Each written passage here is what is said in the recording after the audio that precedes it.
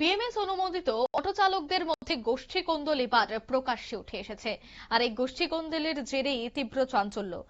একাংশ সিদ্ধান্তের প্রতিবাদে শ্রমিকদের সড়ক অবরোধ মেলাঘর উরমাই সড়কের সমর সেতু সংলগ্ন এলাকায়। জানা গেছে যে মেলাঘরে বিএমএস এর সিদ্ধান্তের প্রতিবাদ জানিয়ে 3 ঘন্টা চলে এই অবরোধ। ওসির হস্তক্ষেপে যান চলাচল স্বাভাবিক হয়। মেলাঘর থেকে উরমাই সড়কে দীর্ঘ 3 ঘন্টা চলল অটো শ্রমিকদের পথ অবরোধ। কি বলছেন অবরোধকারীরা, শোনাবো। অটো চালাইতেছি দীর্ঘদিন পর্যন্ত, কোনো সমস্যা নাই। তারা মাঝে মাঝে একটা বাহানা ধরে তারারে ছাড়পত্র দিতে হইব, এ দিতে হইব, সে দিতে হইব, টাকা দিতে হইব। তখন তারা মেলাঘরের যে গাড়ি, এই গাড়ি মেলাঘরের সাইডে ছাড়পত্র কাটবো। মেলাঘর তারা মেইন রোডের ছাড়পত্র, পাশাপাশি নদীর এবারের যে গাড়িগুলো এটা তারা ছাড়পত্র কাটবো। এটা আমরা মেনে নিছি। এখন তারা আমরা সবাই লেখা কি কি উরমায় কি মেলাঘর এমন কোনো বাঘাবাগি নাই। সবাই লেগে একটা সিস্টেম করছি যে গাড়ি যে দিক দিয়ে রোডে যাইব এদিক দিয়ে আইব, প্যাসেঞ্জার নিয়ে আইব, 5 জন করে নিয়ে আইব, 6 জন নিয়ে আইলে আনফিট দেওয়া হইব। এই সিস্টেম আমরা চালু রাখছি।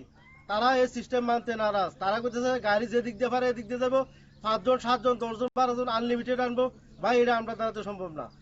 আর এখন তারা কি করছে, কাল পরশুদিন তারা মিটিং করছে মেলাঘর। তারা মিটিং করে তারা কইতেছে তারা ইয়াতে মেলাঘর যে গাড়িটি, মেলাঘরের যে গাড়ি, এই গাড়িটিরে উরমার গাড়ি একটার পরে মেলাঘরের গাড়ি একটা, উরমার গাড়ি একটার পরে মেলাঘর গাড়ি একটা, এই সিস্টেমে তারা গাড়ি চালাইব।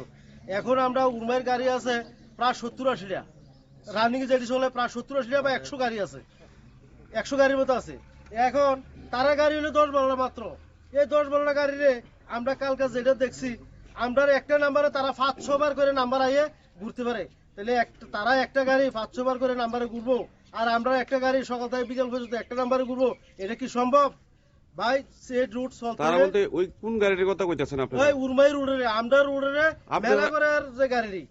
আপনার রোডের গাড়ি কি তা না কয় তারা ছাড়পত্র দেয় না?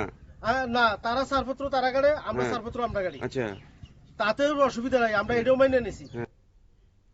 অবরোধের খবর পেয়ে দ্রুত ঘটনাস্থলে পৌঁছায় মেলাঘর থানার পুলিশ। দীর্ঘ 3 ঘন্টা যান চলাচল স্তব্ধ থাকার পর মেলাঘর থানার ওসি নিজে আন্দোলনকারীদের শ্রমিকদের সাথে কথা বলেন এবং শ্রমিকদের দাবি দাওয়া খতিয়ে দেখা এবং সমস্যা সমাধানের আশ্বাস দেওয়ার পর 11টা নাগাদ অবরোধ তুলে নেন অটো শ্রমিকরা।